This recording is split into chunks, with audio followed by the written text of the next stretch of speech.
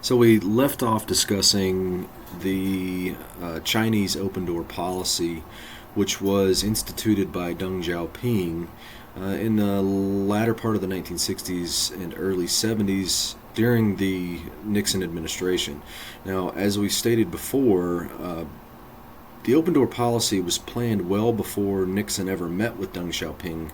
When Henry Kissinger, David Rockefeller, and Zbigniew Brzezinski all embedded within the administration of Richard Nixon, went to China and helped to set up this program. And the open door policy wasn't an attempt of China to open up their doors to trade with the West. In fact, the West understood that China had a burgeoning, growing population, and it was going to be a population not just of workers, but if the investment went correctly, it would be a population with future consumers, and hence why today we have a growing middle class in China alone. In fact, the middle class population in China is larger than the entire population of the United States. But the open door policy wasn't an attempt to make the whole economy free. It was actually really the main policy initiative was special economic zones, and this is we've talked about before. It's where you take a small geographic region and essentially remove any kind of governmental policies that hampers economic growth, such as industrial regulation, labor regulation, removal of import-export tariffs, and reduction in most taxes. And in fact, many of these areas are under the complete legal authority of the corporations that exist within those borders. We discussed it before, but just to kind of go over it a little bit. Now, I talked about this in class the other day. I won't go into much detail here, but for countries like Macau, Hong Kong, Japan, and South Korea, there were these periods of economic growth, largely because these areas were under the thumb of Western countries like the UK and the United States. We saw a Keynesian period, largely because the United States was going through a Keynesian period between 1960 and 1970 as well. Well, the oil crisis really kind of changed some of the policies in Japan and Korea, and so they instituted harsh measures of protectionism and started increasing infrastructure spending, so that by the mid-90s, late 80s, mid-90s, we saw massive growth in technology, in such technology, especially computers and cell phones and cars as well. But because of that, we also saw currency appreciation and increased foreign direct investment. What happens when foreign direct investment comes into an economy? It can help to spur growth, but it's also can lead to a liquidity crisis. There are too many dollars and not enough things to spend it on. So we actually see this period of inflation, and then followed by the removal of foreign direct investment in 1990s, which led to deflation. Price bubble actually burst, and there was, in response, foreign direct investment is fickle. So when a bubble bursts, the foreign direct investment goes away. And so there was actually the opposite occurrence here, and we saw massive deflation. And it says here a reduction in bank cash flows. Well, the answer was the IMF's contacted at least Macau, Hong Kong, Japan, and Korea, not so much China. And the answer was austerity or neoliberalism.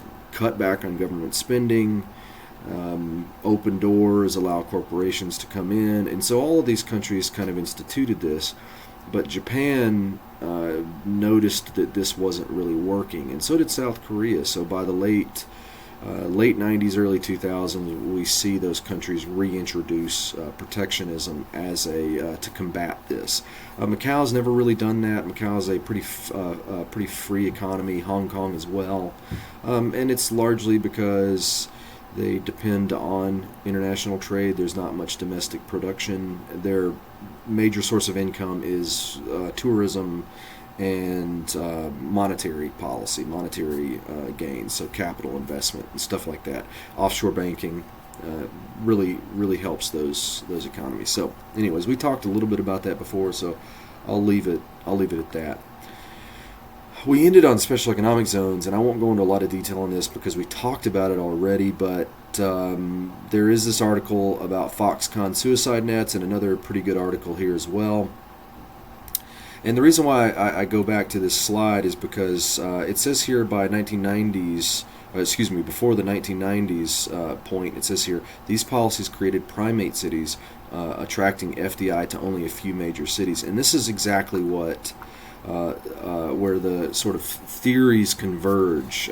Sort of neoliberal economic theory proposes that money will follow the population. Where there is higher growth in population, there's also going to be more foreign direct investment attracted, and so those areas will become richer than the surrounding areas. In fact, opponents to neoliberalism say the same thing, that it leads to spatial inequality. In other words, if we look in places like Japan, this is a great example of spatial inequality. We notice that around Tokyo is a massive concentration of wealth, and as you get further and further from Tokyo, the wealth, we see a massive reduction in wealth. And this is because of, some have argued, because of market forces. But Japan is not a market economy, they are a mixed economy, and so they also instituted several protectionist measures, and it didn't make a difference. And there's a reason why. Because of the developmental space, in other words, the theory that East Asia is different, that they can develop using both the interaction of neoliberalism and protectionism, has led really to exacerbate this problem of spatial inequality. And we see that in China. So we have currently six special economic zones. Another one is being proposed, or is currently being built here in western China, and it's created a lot of problems with the local population. And you've heard about this local population called the Uyghurs, the primary Muslim population, and they are going through quite a bit of persecution because of their opposition to the special economic zone and the new Silk Road going through here. Anyways, special economic zones, in tandem with government policy and also market principles, has led to growing spatial inequality, especially in China. And we can see that here. Where is all the money located? So this is part geography, yes. Wealth is concentrated along the coast because the market, in other words, the main purchasers of Chinese goods, besides China itself, is the United States. And so those coastal areas that are the closest to the United States, as far as shipping routes are concerned, are obviously going to reap the benefits of that with higher incomes. But that's not just it. These incomes also match up with these special administrative regions. This located near Shanghai. We've got the Shenzhen district, Guangzhou, areas like that. They are reaping the benefits of these state-centered, not market-centered, state-centered policies. Now, the reason for this, the reason why Beijing has high income, isn't because of special economic zone policy. It's because of the location of the capital and nothing more. Money is attracted to power, and that's just the way it works. So these special economic zones have led to some spatial inequality. And so what we have here in other countries, while Japan doesn't have any special economic zones in general, it does have what are called export processing zones. And these infrastructure spaces, these zones, have also led to some spatial inequality. And it's also led to a rise in what's become known as the primate city.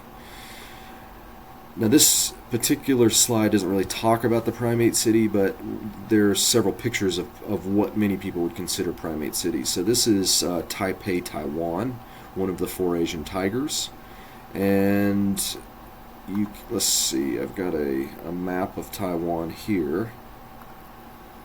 And this shows per capita income. So let's see where Taipei shows up on this map. Notice here Taipei in the northernmost portion, and what do you know? Surrounding Taipei, we have the highest per capita incomes. And generally speaking, we see this here at Maoli City. We also see high economic growth. So essentially, this is, I think, the farce when it comes to economic development. The idea that there is spatial inequality between rural and urban. Well, it's fairly obvious because money is attracted to population centers. And these population centers are also centers of political and governmental power. So it's obvious that this type of system is going to attract money, and then that money also attracts more population. And so we see the rise of these primate cities, such as Taipei, Taiwan. Another example, while it's not really a primate city per se, it's a city-state, is Singapore, and one of the East Asian tigers. But this is an excellent example. This picture right here is of Tokyo, and Tokyo is the main center of economic development, and you can see it on this map. Most of the money exists in Tokyo. Now, there are other areas that are also reaping some benefits, but largely, the further you get away from Tokyo, the lower the income. And then we also have Seoul here. Seoul's a little bit of a different story. All right, so this shows urbanization, so population density versus lower population density. And we'll notice here that Busan, Daegu, Daejeon, and Seoul all have pretty high concentrations of people. So if we look at the per capita income, some of this lines up. Here's Ulsan, while not completely urbanized, at least as much as Seoul, it has the highest income per capita. We also have Seoul here, 51,000, and largely due to its location to the governmental structures and population centers. Again, money is attracted to people, and people are attracted to money. Fairly simple stuff. And of course, this last picture is Seoul. This slide talks about four Asian tigers specifically. It's stating here in the 1960s, South Korea, Hong Kong, Taiwan, and Singapore created several export processing zones with low taxes and limited regulations. The IMF and others invested heavily in corporate technology. However, state welfare benefits were created along with massive infrastructure development. Fairly simple stuff. This is an example of graduated sovereignty. You have these export processing zones with limited government intervention, while the protectionist policies continue around the rest of the state. Right now, this is an important section because none of this exists in and of itself without the others. So you can't discuss population without discussing economics, and then the next section will be geopolitics. So when we talk about population is an important part of economic development, not only throughout the world, but especially in East Asia. One particular group that has come to the forefront here lately is the Uighur population.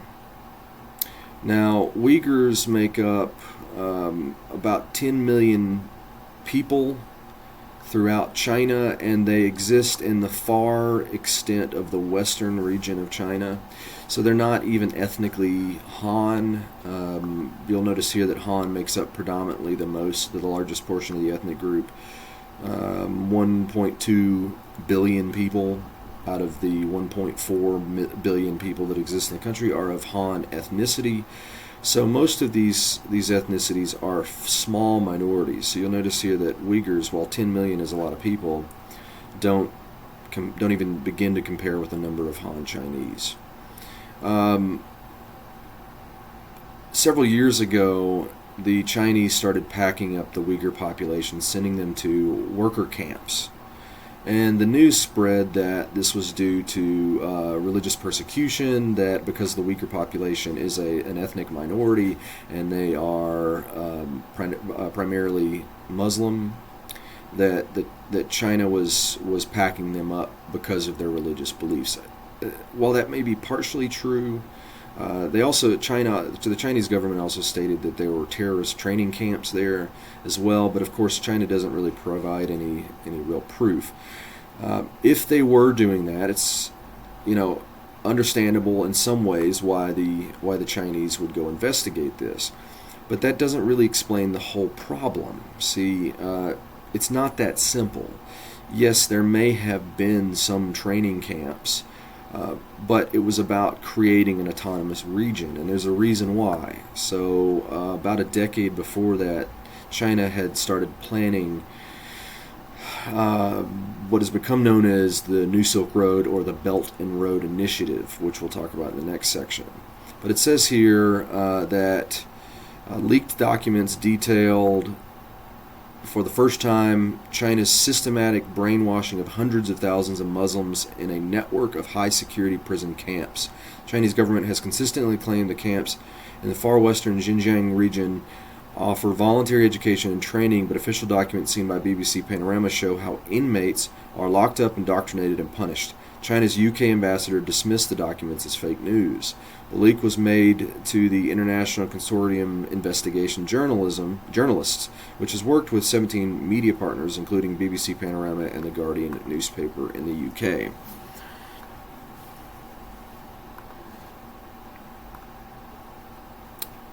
You'll notice here in this map there's a convenience about this. The Xinjiang province is a large province and largely sparse population, but it's in a very important region between China and Central Asia. Well, it says here, beginning in 2014, China began persecuting the Uighur population of Xinjiang province in the Western Steppe. The Chinese claim it was due to Islamic extremism. However, in 2013, China signed the Belt and Road Initiative, linking it with other countries in Asia, essentially the New Silk Road. A railroad and special economic zone were being established through Kashgar, and the autonomous region was protesting increased Beijing control. So where is Kashgar, and why is it so important? So Kashgar, while being a fairly decent-sized city, is not large by any extreme in China. Why is it so important? Well, if we look at Kashgar, it's located along a river, which is very important in Chinese development. But if you zoom out just a little bit, notice that it is the last link between Central Asia, Kyrgyzstan, Tajikistan, Uzbekistan, Turkmenistan, and Kazakhstan. And this is also the easiest way to get through here because there is a pass that rolls through here that doesn't require you to traverse over mountains. Alright, here's the strategic reason. So if we look at the location of Beijing, located here on the eastern part near the coast. Beijing is looking to build a railroad from Shanghai throughout China all the way into Kashgar. And this would be the loading point for goods out of China into Kazakhstan, Uzbekistan, Turkmenistan, and the rest of Asia. You'll notice that this plan has it not only going through Kashgar, but also through through Central Asia, Afghanistan, Iran, and then into Turkey. And guess who signed on to this deal? All of these countries. And in fact, this deal was offered in part, and this map doesn't do a great job of showing this, it offered in part to countries like Syria. One of the reasons why the United States looked at invading Syria as well. So here we have the Silk Road economic belt, and along with that we have planned gas pipelines to go through these particular areas as well. Kashgar is an important strategic location located in Xinjiang province. Just happens to be where the Uighur people are located. The Uyghurs had protested the creation of this special economic zone largely because they know with special economic zones come high intensive labor, low pay, labor abuses, and this would essentially give foreign corporations control of the people that live here.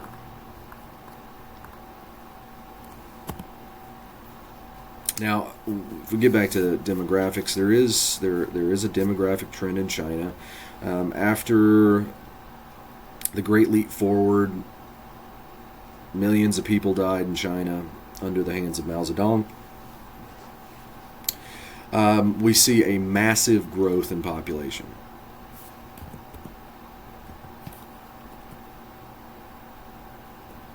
And so you can see a picture of this. Here we have birth rates. Here's the Great Leap Forward. Now this is what's interesting about this. Death rates increase, and so do and birth rates correspond with that. So this is a natural tendency of population of a group of people, that when death rates increase, people have more babies.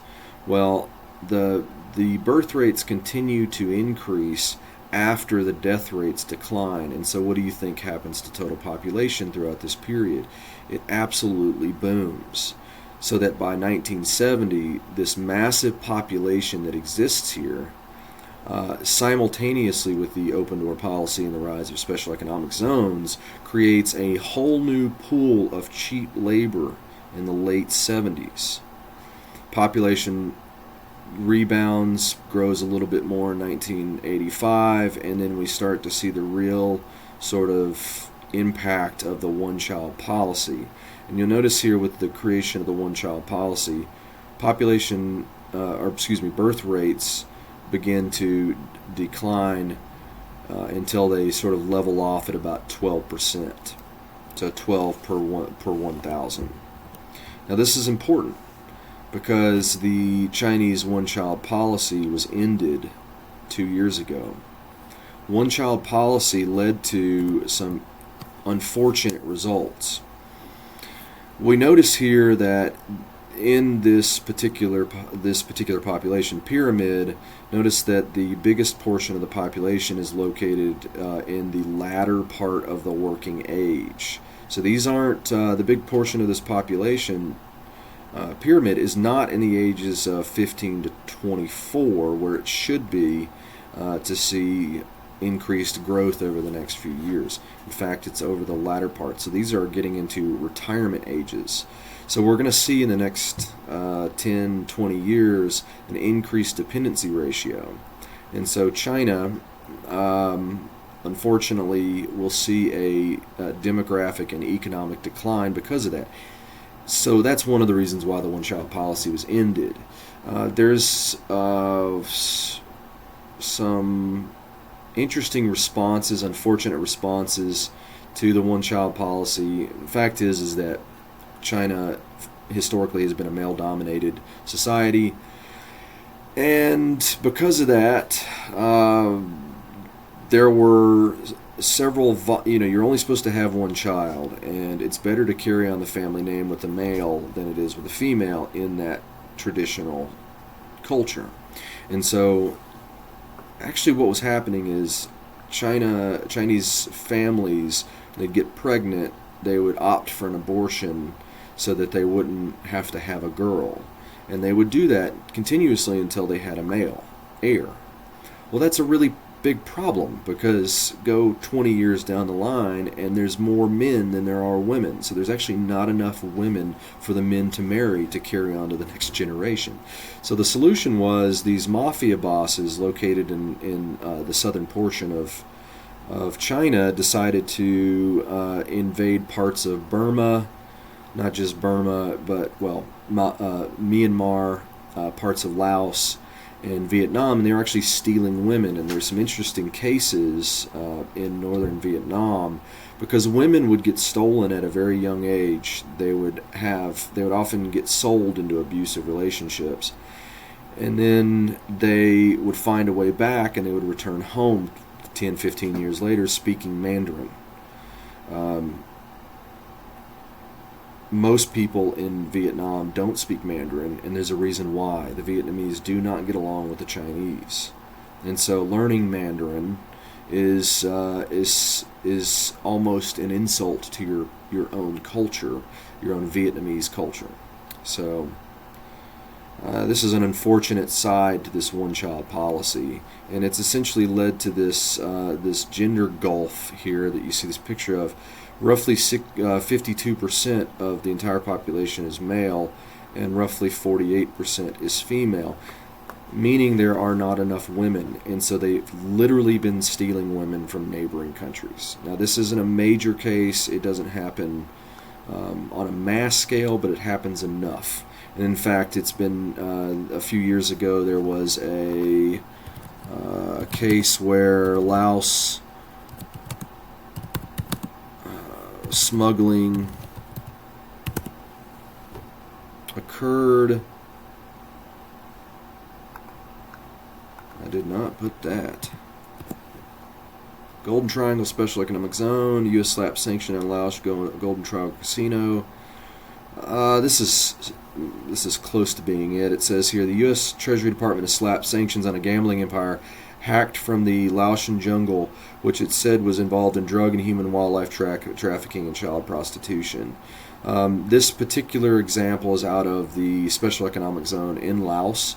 Landlocked and impoverished Laos shares a border with Vietnam and Thailand, an important Golden Triangle smuggling hub for narcotics and the chemicals that make them. Hong Kong-based King's Roman International Ltd. Controls a 102 square mile special economic zone, which occupies 7 kilometers of prime Mekong riverbank overlooking Myanmar and Thailand.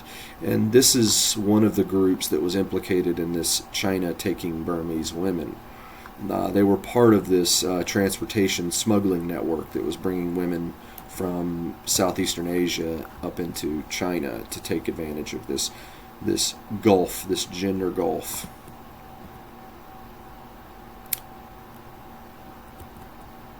We see an increasing dependency ratio in every one of the East Asian countries, and you can see that being prevalent here. Not as much so in Singapore, but it will get that way over the next few years.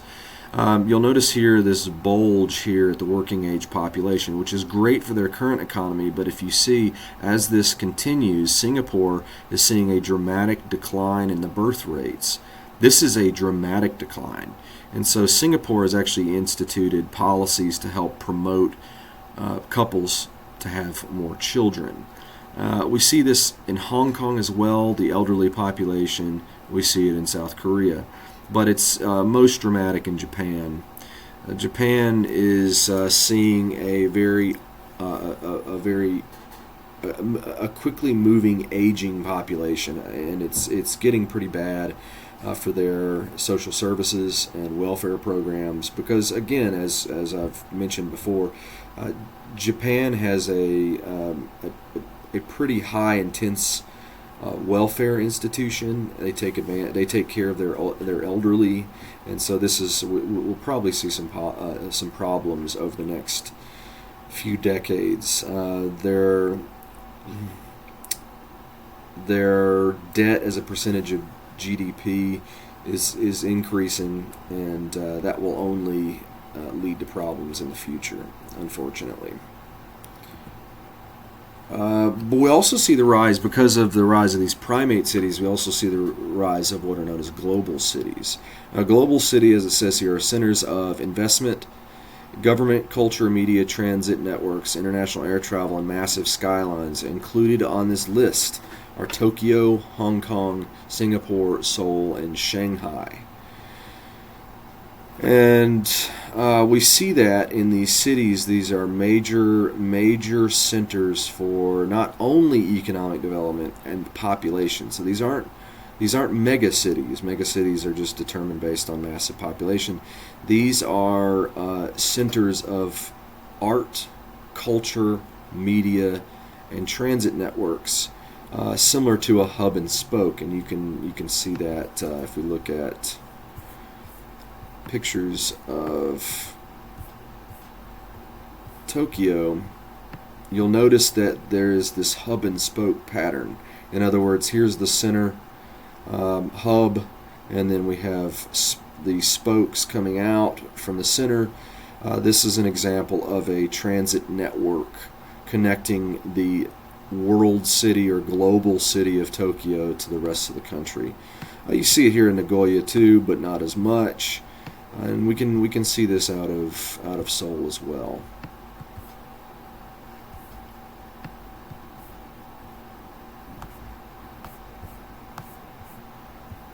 I'll have to find a different map for that, but that's fine. You get the point. All right, so geopolitics will be the last topic that we really discuss here.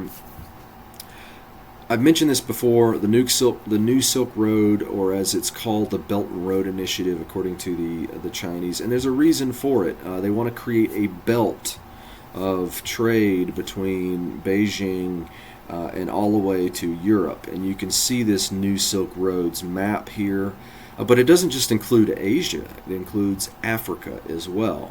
And in fact, the New Silk Roads has led to an intervention of China into Africa in a lot of African domestic affairs. So we've talked about this particular model, but I'm going to show it again because it doesn't just include Western countries, it also includes China as well.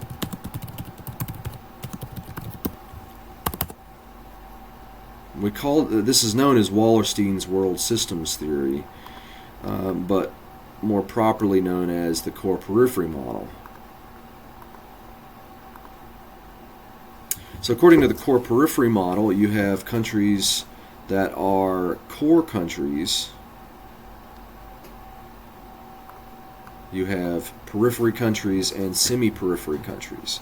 Core countries primarily exist in live off of the service economy, and periphery countries primarily exist off of the primary economy. So in other words, the extraction of resources in these periphery economies, those resources are then shipped to the semi-periphery economies. This is where they are manufactured and produced, and then those goods are finally shipped to the core economies. There's very little change and growth through these, so it's very difficult for these periphery economies to grow and change into semi-periphery economies, and it's very difficult for these semi-periphery economies to grow to become core economies. And it's largely because of financial and economic as well as military control. It benefits the core countries for these countries to stay semi-periphery and periphery. It benefits the corporations that are in these economies as well, as this is essentially their current global supply chain. Does not benefit them for these roles to change. So we see on this map we have core countries in the west, semi-periphery countries in yellow. These would be considered newly industrialized countries, and then we have periphery in green. But this is an old map, doesn't tell the whole story. As we talked about before, we have another particular theory, and I bring this up because it's important that we discuss this,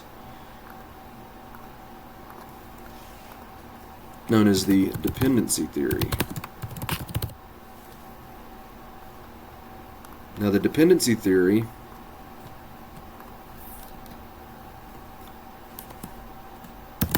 states that core countries such as the US use their military and financial power to keep periphery countries poor. And There's a reason why. This is because the core countries benefit from cheap labor and cheap resources. Hence, what we've discussed before, we have countries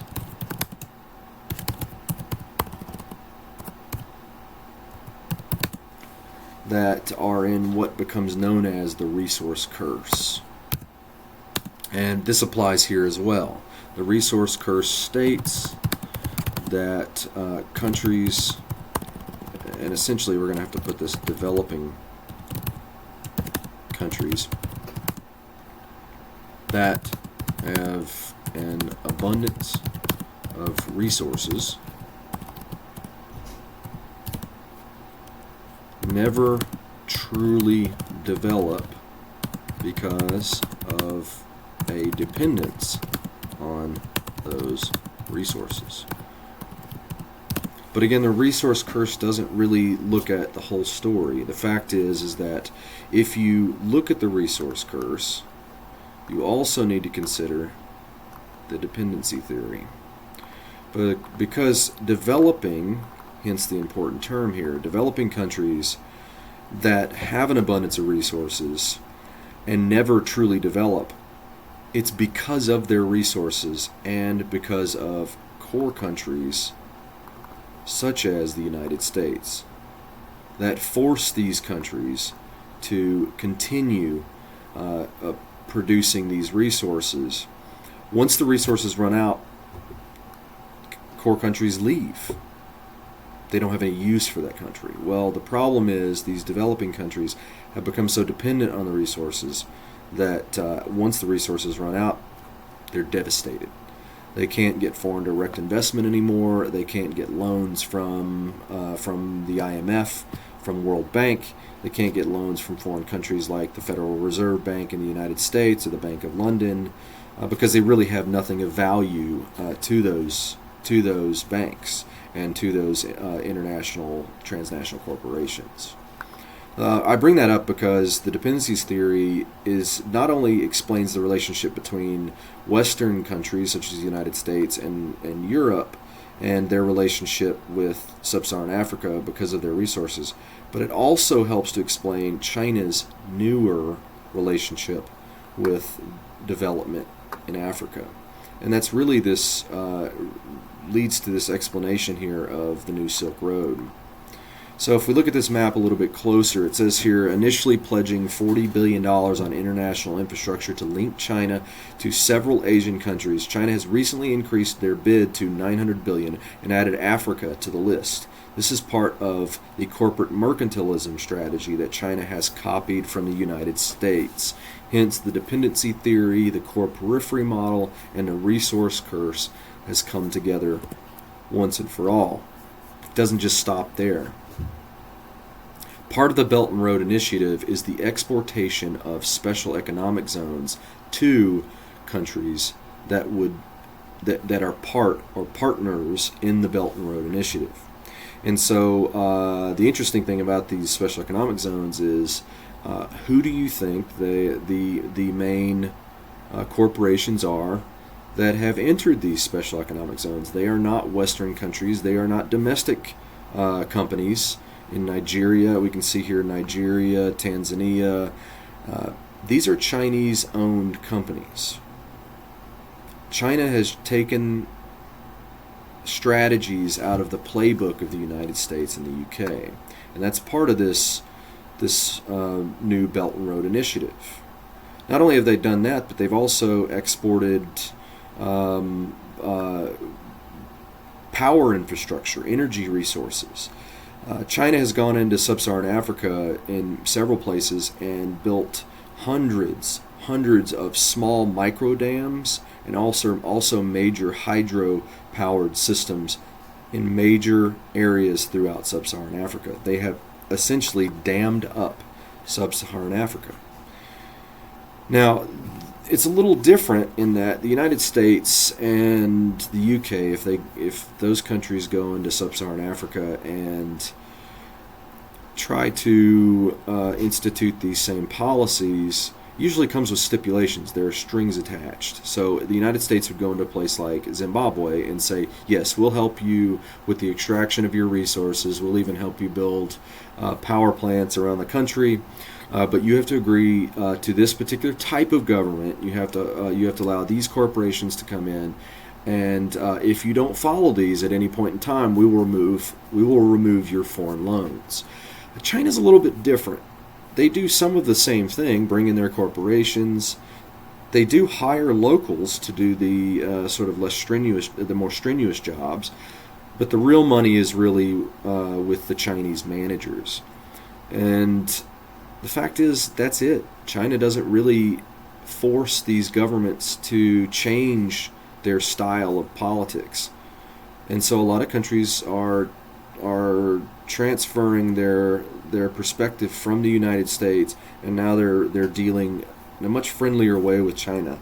Now, will that help them in the long run compared to the United States? I think both directions are actually pretty bad for sub-Saharan Africa, but it makes sense why they would choose China over the United States. I'm not going to go into a lot of detail on this, but when it comes to Chinese politics, it's pretty draconian, and so we have a history here of draconian measures throughout the country. But for the most part, Macau and Hong Kong, because of their autonomous status, they've been left alone until last year. It says here in 2019, China discussed a bill requiring Hong Kong to hand over fugitives to Beijing. Because it is an autonomous region, protests began to break out throughout the streets of Hong Kong over complaints over Beijing overstepping their legal authority. Now, interestingly enough, Beijing will have full control over Hong Kong in 2047. So it'll be interesting to see what happens in the future. Now, we'll see here that if you look in the news, most of the protests have stopped here lately, and it's largely because of the COVID-19 virus, and many people are now shut in. Again, China's instituted some very draconian measures. They've essentially shut their country down, and they're actually boarding people up in their houses because of this. So we'll have to keep an eye out and see what happens with this in the future, is to see if these protests continue after the virus is gone. Now, the last thing on geopolitics that I'll talk about here are the Spratly Islands. So water resources are highly important to the Chinese, and not just for the sake of drinking water. Coastal water resources are important for shipping. So starting in the 1970s, China had a huge army, but not much navy.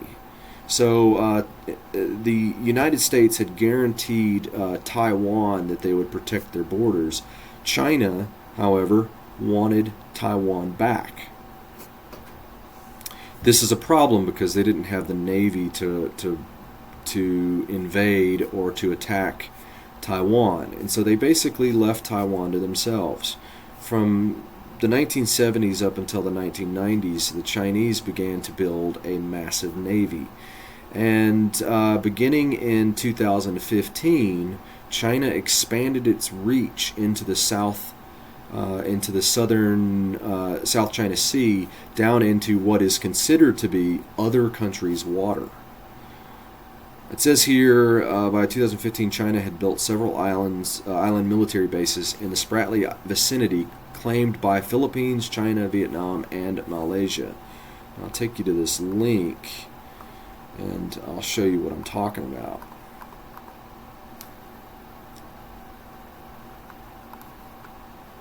So this is an example of one of the Spratly Islands. Not only did they put military bases here, and these are a series of Spratly Islands. Not only did they put military bases here, but they actually built some of these islands up from atolls. So the one that we looked at the beginning is this one in particular. And you'll notice here that you can see the Air Force landing strip and this small docking station for military ships.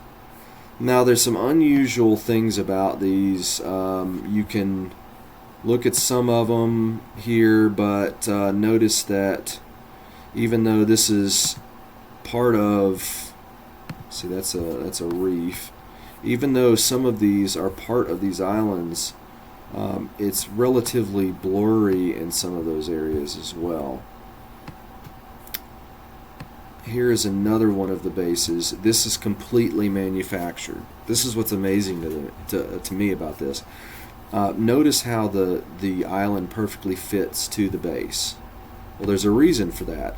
So the United States wasn't aware until some of these satellite photos started showing up through military exercises, etc. So the Chinese Navy had gone into these coral reefs. So hence, we'll look at this. Let's zoom out over here to go to one of these reefs. So if you look at this, this is an underwater coral reef. Notice that at no point does any of the reef appear above water. Well, that can be changed.